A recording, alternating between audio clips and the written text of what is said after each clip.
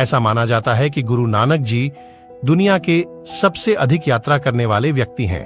उनकी अधिकांश यात्राएं उनके साथी भाई मर्दाना जी के साथ की गई थीं। उन्होंने सभी 4 दिशाओं उत्तर, पूर्व, पश्चिम और दक्षिण की यात्राएं की। वैसे ऐसे भी अभिलेख हैं जो इस बात का संकेत करते हैं कि गुरु नानक जी ने सबसे अधिक यात्राएं की थीं। माना जाता है कि गुरु नानक जी ने 1500 से 1524 की अवधि के मध्य दुनिया की अपनी 5 प्रमुख यात्राओं उदासियों में 28,000 किलोमीटर से अधिक की यात्रा की थी। पैदल ही की जाने वाली इन यात्राओं में लगने वाले समय और श्रम की महत्ता अपने आप में विशिष्ट है। आधुनिक वातावरण में भी इतना श्रम साध्य कार्य करने की कल्पना भी नहीं की जा सकती। दुनिया के इतिहास में सबसे ज्यादा यात्रा करने वाले दूसरे इंसान की कल्पना कीजिए।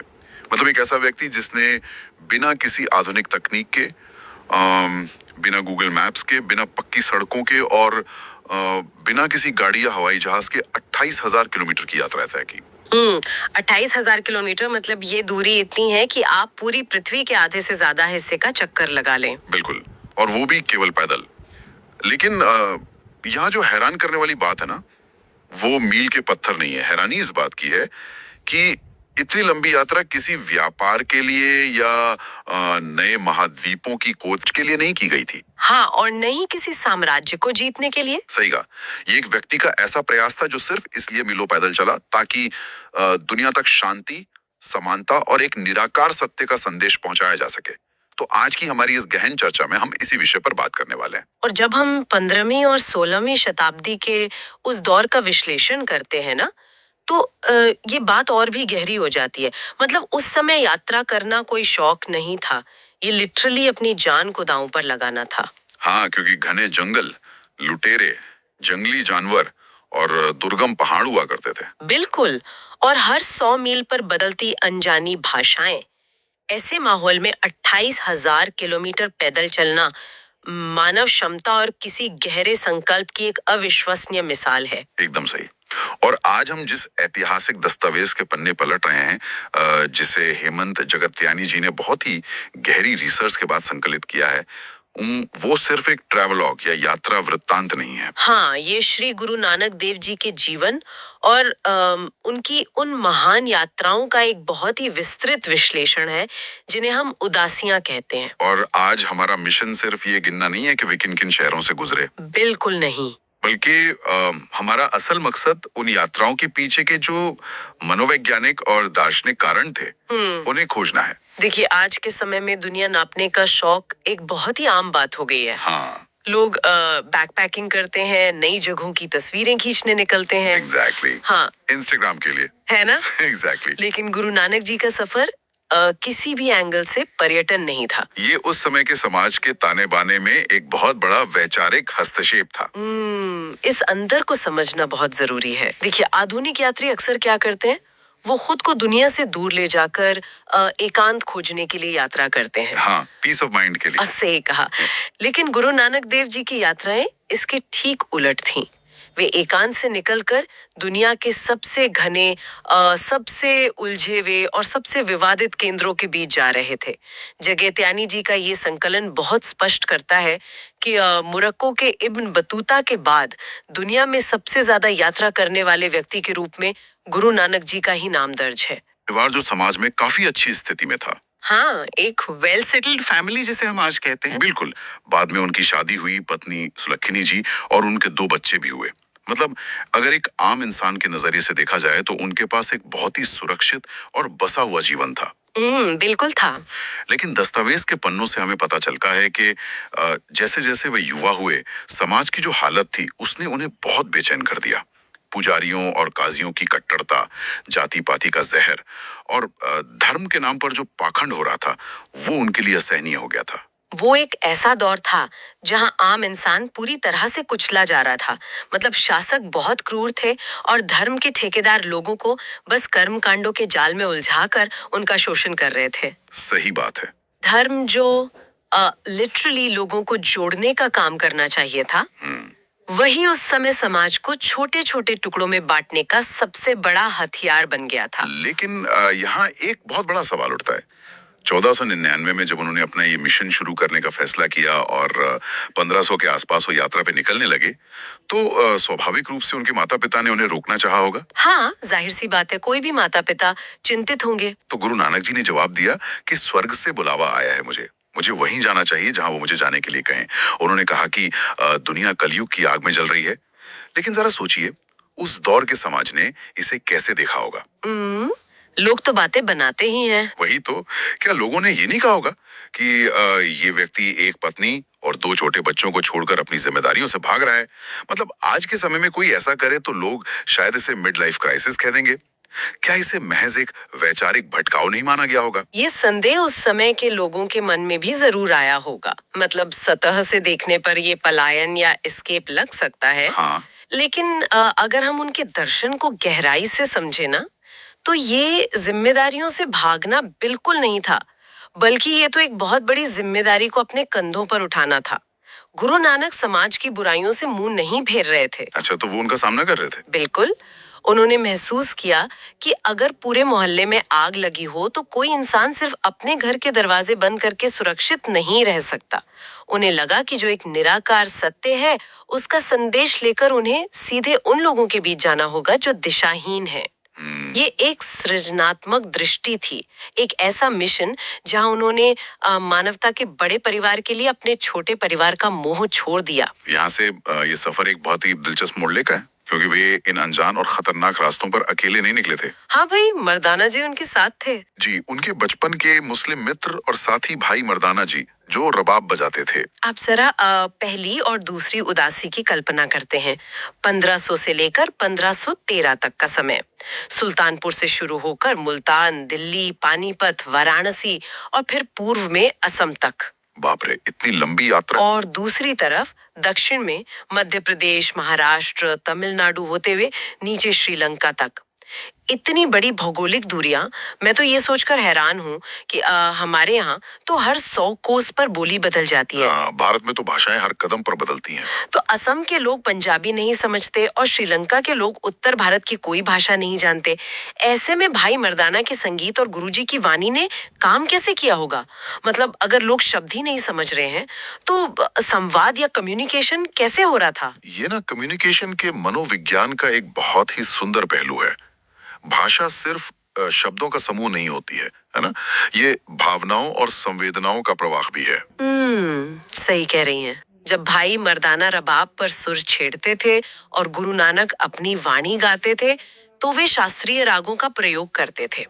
हर राग एक विशेष भावना को जागृत करता है। जैसे कोई राग शांति लाता है, कोई वैराग्य, तो कोई ऊर्जा। अच्छा, तो मतलब संगीत ने एक यूनिवर्सल ट्रांसलेटर का काम किया। एग्जैक्टली। संगीत ने वहां एक सार्वभौमिक पुल का काम किया। भले ही सुनने वाले जो श्रोता थे वो व्याकरण या शब्दों का सटीक अर्थ न पकड़ पाए, लेकिन उस कीर्तन से जो करुणा, जो भक्ति और जो ईमानदारी झलकती थी ना, वह सीधे उनकी चेतना पर प्रहार करती थी। क्या बात है। असम की धनसारी घाटी में उन्होंने इसी तरह स्थानीय लोगों के दिलों में जगह बनाई, और वो भी बिना किसी अनुवादक के। ये सच में एक अलग ही स्तर का संवाद है। लेकिन वे सिर्फ आम लोगों के बीच संगीत नहीं गा रहे थे। वे तो सीधे सत्ता और सदियों पुरानी परंपराओं के केंद्रों में घुसकर उन्हें चुनौती दे रहे थे। हाँ, वो किसी से डरते नहीं थे। जैसे वाराणसी मतलब बनारस का वो प्रसंग इतिहास में दर्ज है, लेकिन मैं इसे सिर्फ एक कहानी के तौर पर नहीं देखना चाहता। इसके पीछे का तरीका क्या था? वे गंगा किनारे गए जहां लोग पूर्व दिशा में सूर्य को जल अर्पित कर रहे थे। हाँ, सूर्य पूजा कर रहे थे। तो गुरुजी पश्चिम की ओर मुड़ते हैं और विपरीत दिशा में जल फेरने लगते हैं। जब लोगों ने उनसे पूछा तो उन्होंने कहा कि भाई, अगर आपका जल करोड़ों मील दूर सूर्य तक पहुंच सकता है, तो मेरा जल कुछ 100 मील दूर पंजाब में मेरे खेतों तक क्यों नहीं पहुंच सकता? इस घटना के पीछे का मनोविज्ञान बहुत बहुत गहरा है। गुरु नानक ने ये नहीं कहा कि तुम मूर्ख हो या तुम्हारा धर्म गलत है। हाँ। अगर वे सीधे उपदेश देते या प्रहार करते, तो लोग डिफेंसिव हो जाते। हाँ, शायद उन पर हमला भी कर देते। बिल्कुल। इसके बजाय उन्होंने सुकराती पद्धति, या जिसे हम सुकरातिक मेथड कहते हैं, उसका एक बहुत ही व्यावहारिक रूप अपनाया। उन्होंने उन्हीं की आस्था और कर्मकांड का एक तार्किक दर्पण उनके सामने लाकर खड़ा कर दिया। मतलब उन्हें सोचने पे मजबूर कर दिया। हाँ, जब पुजारियों ने खुद कहा कि अरे भाई, यहाँ का पानी पंजाब कैसे जा सकता है, तब गुरुजी ने उन्हें एहसास दिलाया कि अगर ये पानी यहाँ से पंजाब नहीं जा सकता तो इतनी दूर सूर्य तक कैसे जाएगा। क्या कमाल का तर्क है ना। उन्होंने जल पूजा के उस बाहरी दिखावे को तोड़कर नाम सिमरन यानी ईश्वर को अपने भीतर महसूस करने का महत्व समझाया। ये बिना किसी कड़वाहट के केवल शुद्ध तर्क से अज्ञानता को काटना था। यही तरीका उन्होंने पानीपत में भी अपनाया, जहां युद्ध और सत्ता के लिए धर्म का मिसयूज हो रहा था, और यही श्रीलंका में भी, जहां उन्होंने वहां के राजा बोंडी वानानक और बौद्ध नेतृत्व के साथ संवाद किया। हाँ, वहां भी उन्होंने यही समझाया कि बौद्ध धर्म के बाहरी अनुष्ठानों से ज्यादा जरूरी मन का खालीपन और सेवा है। बिल्कुल। वे जहां भी गए, चाहे सूफी संतों के पास, हिंदू तीर्थों पर या बौद्ध मठों में, उन्होंने कभी किसी से ये नहीं कहा कि अपना धर्म छोड़ दो। उन्होंने हर इंसान को उसके ही धर्म का सबसे शुद्ध रूप याद दिलाया। उन्होंने कहा कि बस एक अच्छा इंसान बनो, चाहे तुम किसी भी मार्ग पर चलते हो। लेकिन अगर पहली दो उदासियां मुश्किल थीं, तो 1514 से 1521 के बीच हुई तीसरी और चौथी उदासी तो भौगोलिक और वैचारिक रूप से किसी एक्सट्रीम सर्वाइवल जैसी लगती है। हाँ, वो तो बहुत ही खतरनाक रास्ते थे। तीसरी उदासी में वे मैदानी इलाकों से निकलकर सीधे ऊंचे हिमालय की तरफ चले गए। कश्मीर, सुमेर पर्वत, तिब्बत, नेपाल, मतलब -डिग्री का तापमान और बर्फीले तूफान, बिना किसी मॉडर्न गियर या गर्म कपड़ों के। सोचकर ही सिहरन होती है। और वो भी सिर्फ इसलिए ताकि वे उन सिद्ध योगियों और बौद्ध लामाओं से बहस कर सके जो दुनिया छोड़कर पहाड़ों की गुफाओं में बैठे थे। मेरा सवाल यह है कि आखिर उन तपस्वियों से संवाद करना इतना जरूरी क्यों था? क्योंकि अद्वैत और योगी उस समय के समाज में ज्ञान के सबसे बड़े प्रतीक माने जाते थे। गुरु नानक जी का उनके पास जाना कोई साधारण मुलाकात नहीं थी। वहां ईश्वर अद्वैत पर बहुत गहरी दार्शनिक बहस हुई थी। एक मिनट, ये ईश्वर अद्वैत का विचार यहाँ कैसे लागू होता है? इससे थोड़ा आसान शब्दों में समझते हैं। देखिए, अद्वैत का सीधा सा अर्थ है दो नहीं, यानी जो बनाने वाला है ईश्वर और जो उसकी बनाई हुई रचना है यानी ये संसार, वो अलग अलग नहीं है, वे एक ही हैं। अच्छा। तो सिद्ध योगियों का मानना था कि दुनिया माया है, अब भ्रष्ट है, इसलिए पहाड़ों में छिपकर अपनी मुक्ति खोजनी चाहिए। गुरु नानक जी ने इसी बात को चुनौती दी। उन्होंने योगियों से पूछा कि अगर ज्ञान और पवित्रता रखने वाले आप सभी लोग जंगलों में छिप जाएंगे, तो नीचे समाज को अज्ञानता और जुल्म के अंधेरे से कौन निकालेगा? बहुत सही सवाल है। उन्होंने समझाया कि सच्चा अद्वैत ये है कि आप समाज के बीच रहें, उस दर्द को महसूस करें और उसे दूर करें। एकांत में अपनी मुक्ति खोजना तो एक तरह का स्वार्थ है। समाज के बीच रहकर सेवा करना ही सच्चा अध्यात्म है। ये सच में लोगों की पूरी सोच को पलट देने वाला तर्क है। और अपनी चौथी उदासी में तो उन्होंने इससे भी बड़ा जोखिम उठाया। 1519 से 1521 का समय वे मुल्तान, सिंध, बलूचिस्तान से होते हुए जद्दा और वहां से मक्का, मदीना, बगदाद और ईरान तक पहुंच गए। ये बहुत ही साहसिक कदम था। जरा सोचिए, उस दौर में इस्लामी दुनिया के बिल्कुल केंद्र में, जहां धार्मिक नियम इतने सख्त हैं, वहां जाकर एक अलग दृष्टिकोण रखना, ये तो लिटरली जानलेवा हो सकता था। बिल्कुल हो सकता था। मक्का का वो प्रसंग मुझे इतिहास के सबसे अचूक तर्कों में से एक लगता है, जहां मतलब सिर्फ एक वाक्य ने पूरी बहस को ही खत्म कर दिया। हाँ, मक्का की घटना उनके निडर होने का सबसे बड़ा प्रमाण है। हेमंत जगत्यानी जी के शोध में ये साफ लिखा है कि मक्का में गुरुजी काबा की दिशा में पैर करके लेटे हुए थे।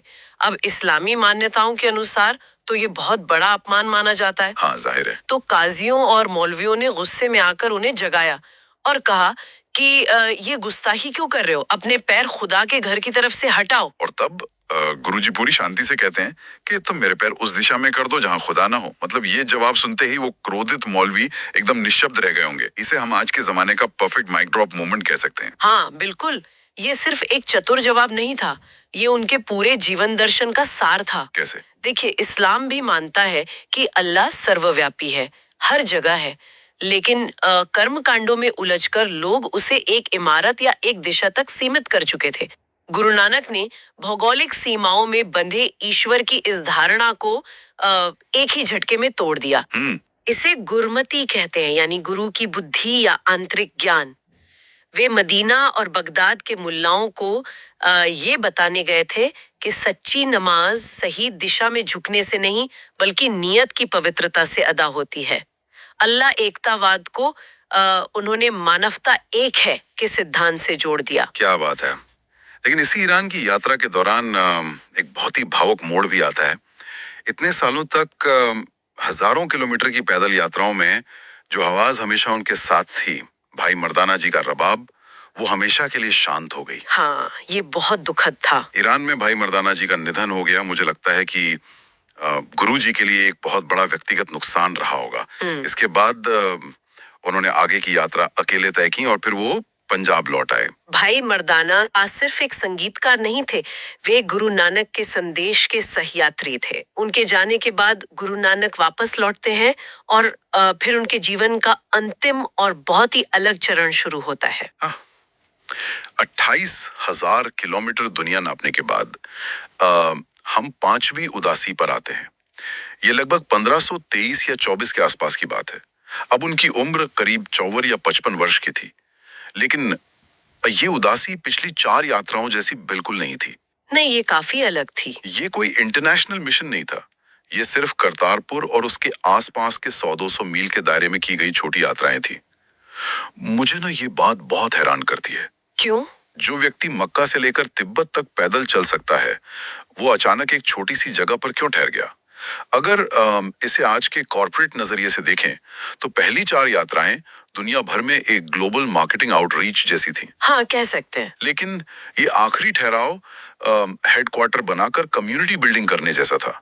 उस बीज को सींचकर एक वटवृक्ष बनाने जैसा, जिसकी छांव में लोग बैठ सके। ये बहुत ही सटीक एनालॉजी है। ये समझना बहुत जरूरी है कि ये स्थानीय ठहराव इतना आवश्यक क्यों था। बताइए। आप दुनिया भर में घूमकर लोगों को जगा सकते हैं, उन्हें तर्क दे सकते हैं, लेकिन जब आप वहां से आगे बढ़ जाएंगे तो वे लोग फिर से अपनी पुरानी रूढ़ियों में लौट जाएंगे। है ना? हाँ, ये तो इंसानी फितरत है। बिल्कुल।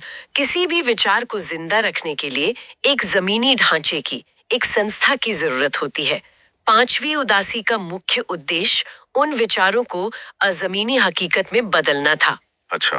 यहीं से संगत यानी समुदाय और लंगर यानी सामुदायिक रसोई की परंपराओं को एक ठोस रूप मिला। अगर हम लंगर की बात करें, हाँ। तो आज हमें लगता है कि ये सिर्फ मुफ्त भोजन बांटने की एक व्यवस्था है। हाँ, लोग अक्सर इसे बस चैरिटी समझते हैं। सही कहा।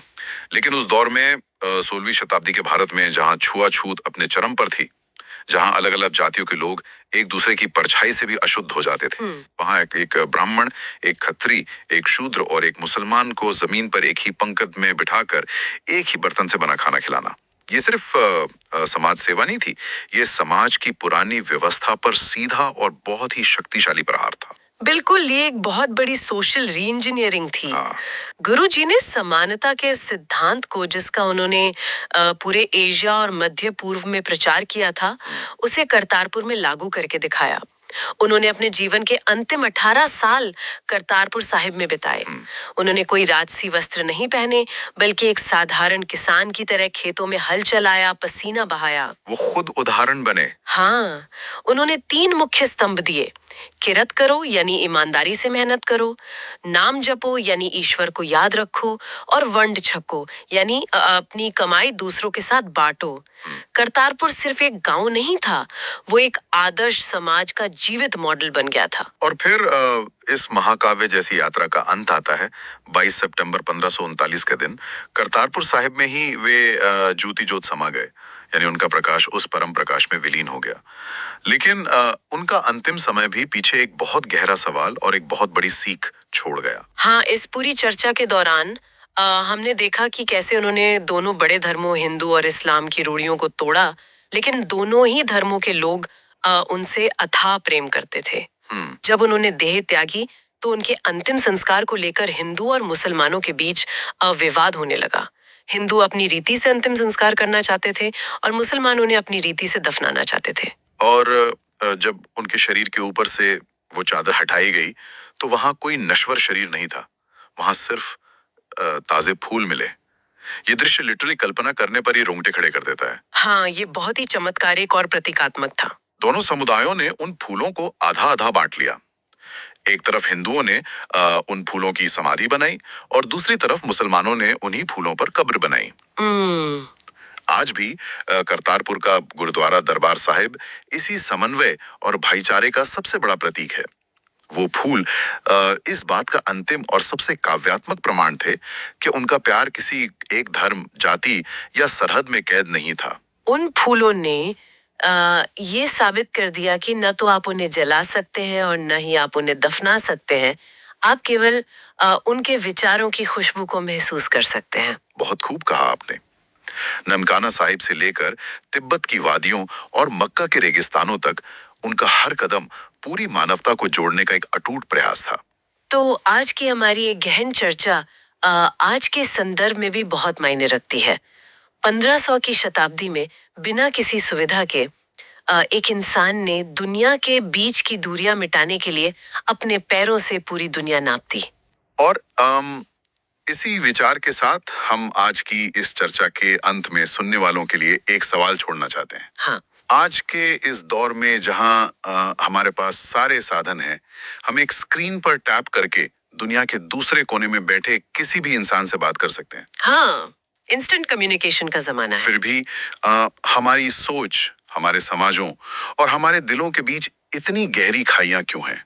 जरा सोचिए, अगर आज कोई आधुनिक उदासी पर निकले, कोई ऐसा व्यक्ति जो बिना किसी निजी स्वार्थ के सिर्फ पैदल चलकर और सीधे संवाद के जरिए इस बंटी हुई दुनिया को फिर से एक करने की कोशिश करे, तो क्या हमारी आज की यह भागती दौड़ती और शोरगुल से भरी दुनिया एक पल के लिए रुकेगी और उसे सुनेगी? ये सोचने वाली बात है। या हम अपनी नफरत और अहंकार में इतने अंधे हो चुके हैं कि हमें वो ताजे फूल दिखाई ही नहीं देंगे जो गुरु नानक हम सबके लिए पीछे छोड़ गए थे। ये कुछ ऐसा है जिस पर हम सबको विचार करने की जरूरत है।